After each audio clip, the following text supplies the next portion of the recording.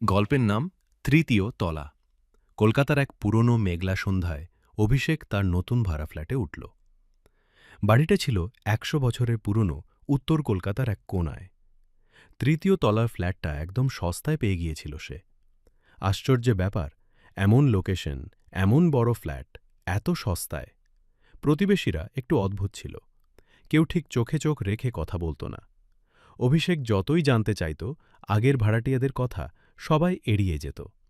শুধু নিচতলার এক বুড়ো বলেছিল একবার, তৃতীয় তলায় আলো নিভিয়ে ঘুমো, আর মাঝরাতে দরজা খুলো না।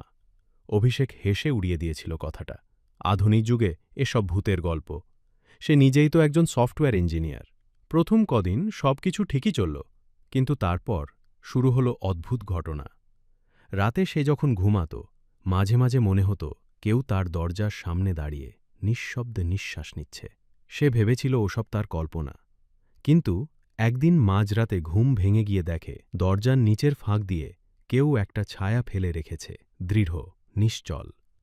সে জোর করে নিজেকে বোঝাল, এই তো পাশের ফ্ল্যাটের কেউ, আলো এমন পড়েছে। কিন্তু ঠিক তখনই দরজার গায়ে একটা ঠক ঠক শব্দ। সে ধীরে ধীরে দরজার কাছে গিয়ে চোখ লাগাল পিপ হলে। বাইরে কেউ নেই। পরের রাতে আবার সেই ছায়া। এবার দরজার তলায় রক্তের দাগ দেখা গেল সকালে উঠেই। তবে সবচেয়ে ভয়াবহ ছিল চতুর্থ রাতে।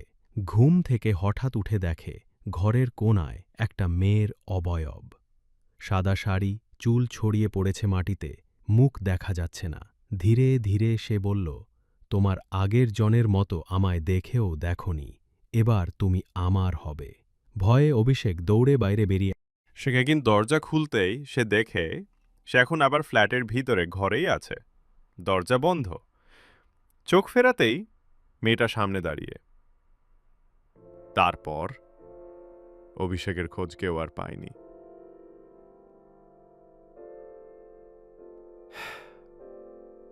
তৃতীয় তলার ফ্ল্যাটটা আজও খালি, আর মাঝে মাঝে রাতের অন্ধকারে কেউ কেউ বলে শুনেছে দরজার ফাঁক দিয়ে একটা ছায়া চুপচাপ দাঁড়িয়ে থাকে। তুমি যদি যেতে চাও সেই বাড়িতে, ঠিকানা জানা আছে আমার। চাইলে আমি গল্পের দ্বিতীয় অংশ লিখতে পারি, যেখানে কেউ নতুন করে সেই ফ্ল্যাটে ওঠে। বলো, লিখব কি?